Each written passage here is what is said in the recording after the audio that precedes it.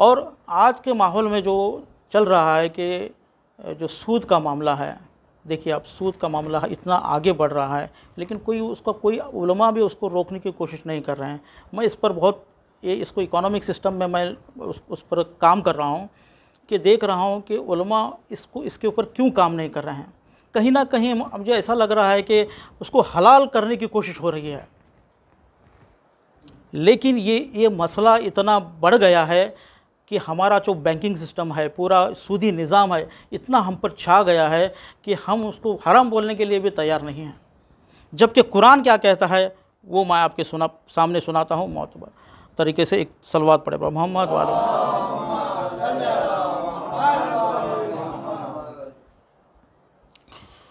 آیت ہے 275 سورہ بقرہ، الذین یاکلون الربا، جو لوگ ربا کھاتے ہیں یعنی سود کھاتے ہیں، انٹرسٹ کھاتے ہیں، الذین یاکلون الربا لا یقومون الا کما یقوم الذی یتخبطہ الشیطان من المس، وہ قیامت کے دن نہیں کھڑے ہوں گے مگر جس طرح ایک بدحواس دیوانہ بنا کر جو ڈگمگاتا ہے دیوانے کی طرح، اس طرح کھڑے ہوں گے۔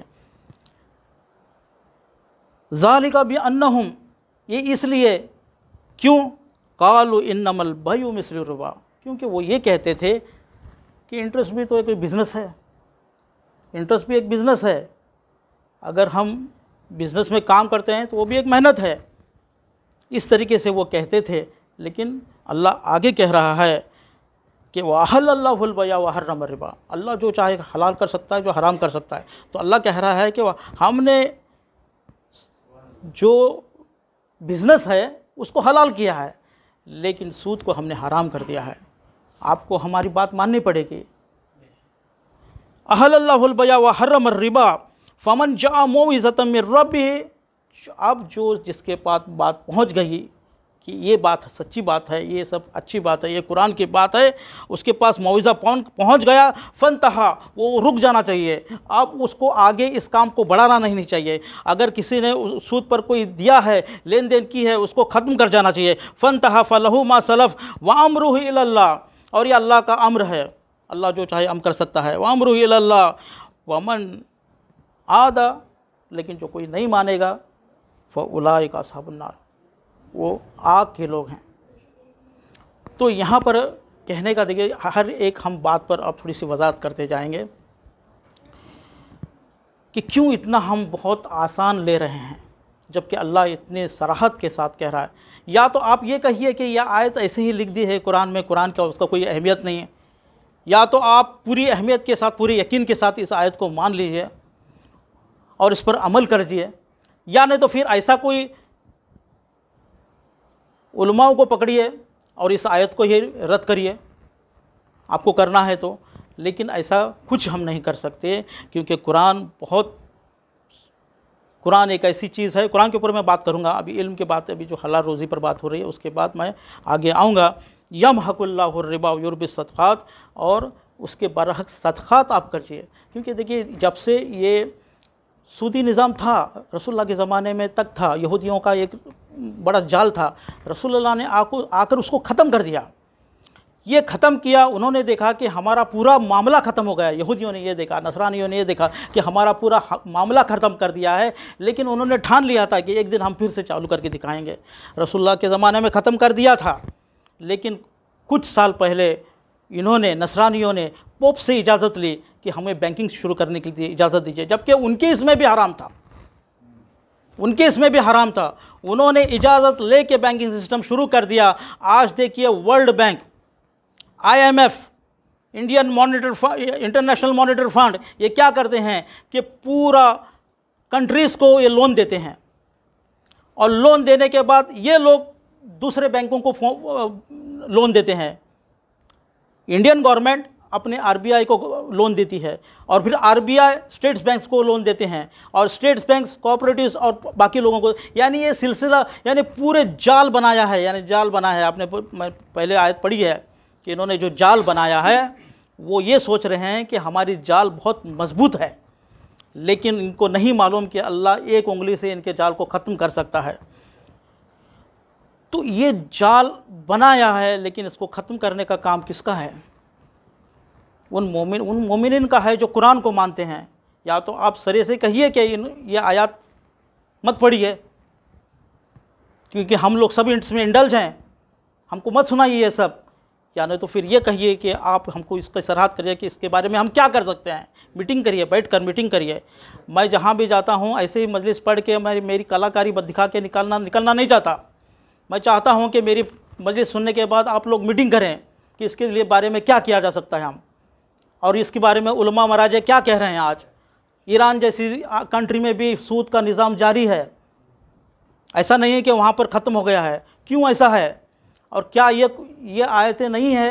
اچھا آیتوں تو چھوڑیے، رسول خدا کے جو احادیث ہیں اس کے بارے میں وہ اتنی آپ کو میں کہوں تو آپ کے رونگٹے کھڑے ہو جائیں گے کہ کہا جاتا ہے کہ 1 درہم سود کا لینا حرم کعبہ میں زنا کے برابر ہے۔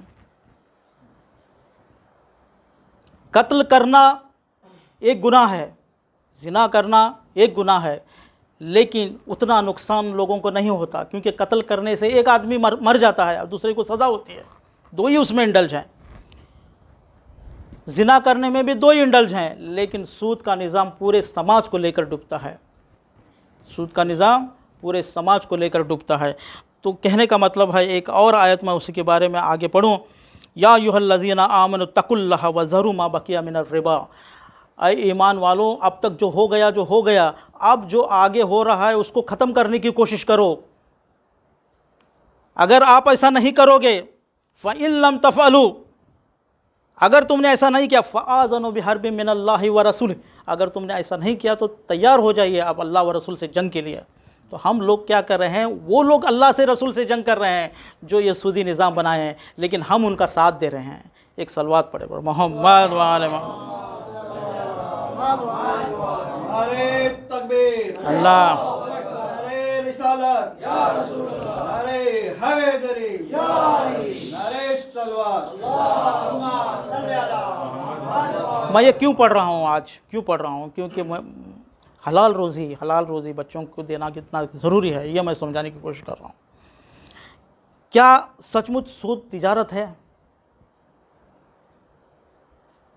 کیا سود واقعی کوئی کام ہے، کوئی ایکٹیویٹی ہے؟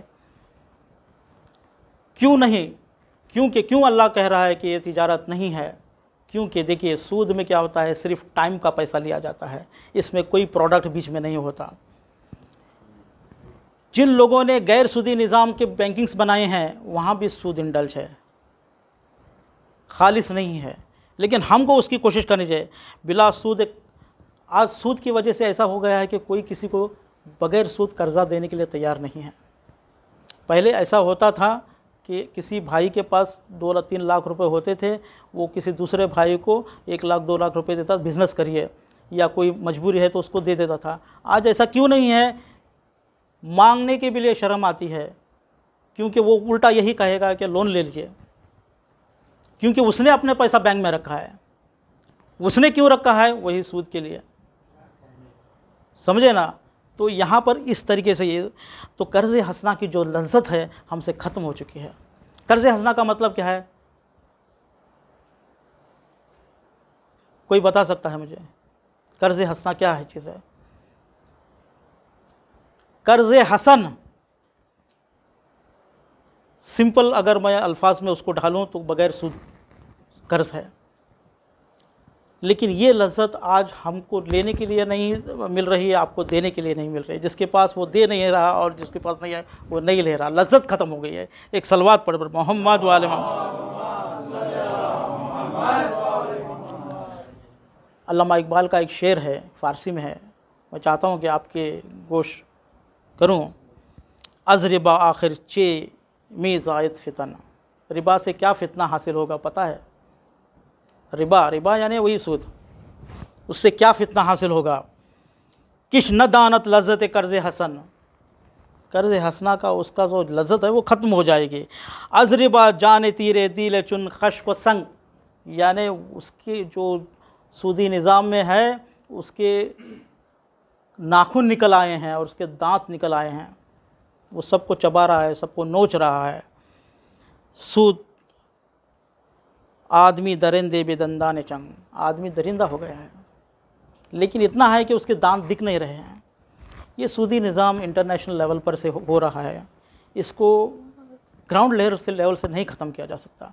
लेकिन अल्लाह गफूर रहीम है, अल्लाह तव्वाब रहीम है। अगर हम एक कदम भी उसकी तरफ बढ़ाएंगे तो अल्लाह कबूल करेगा। आखिर इमाम ज़माना आकर वही करना है।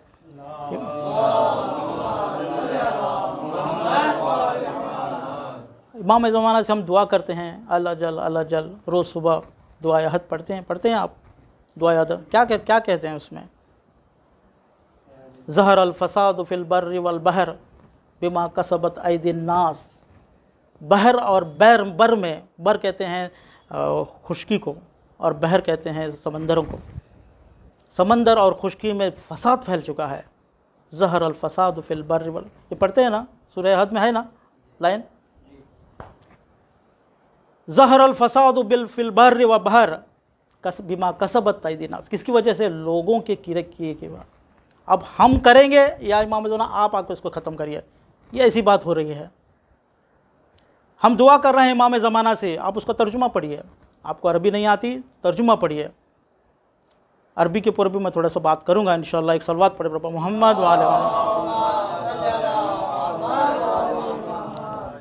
तर्जुमा पढ़िए। देखिए हम इमाम ज़माना को कह रहे हैं कि ऐ अल्लाह इमाम ज़माना को भेज ताकि वो तामीर करें पूरे शहर को, और जो सुनन यानी सुन्नतें ख़त्म हुई हैं उसको ज़िंदा करें, और वो जो बिद्दतें उग आई हैं उसको ख़त्म करें, और जो फसाद फैल चुका है उसको ख़त्म करें। लेकिन वहाँ इमाम ज़माना ये कह रहे हैं कि मैं क्यों करूँ, आप लोग करिए फिर मैं आ जाता हूँ। एक सलवात पढ़ मोहम्मद वाले मोहम्मद। आप मेरा साथ देने के लिए तैयार हो जाए, दिखाइए कुछ करके। आज अगर देखिए कोई मेहमान आपने कोई दावत की है तो मेज़बान अगर फ़ोन करके पूछ ले कि मेहमान ने सब कुछ तैयारी की है, उसको पता चल गया कुछ तैयारी नहीं है तो वो क्यों आएगा? उसको पता चल गया कुछ तैयारी नहीं है, अगर उसको पता ये चलेगा कुछ तैयारी हो रही है तो वो आएगा, उसका इस्तकबाल भी होगा। इमाम ज़माना जिस चीज़ के लिए आप बुला रहे हैं दुआ अहद में, उस चीज़ की आप तैयारी तो शुरू करिए ताकि वो आ जाएँ। उसके बाद आप अजल करिए, उसके बाद वो इमाम ज़माना आएंगे। तब तक इमाम ज़माना आने वाले नहीं। एक सलवात पढ़ो मोहम्मद वाले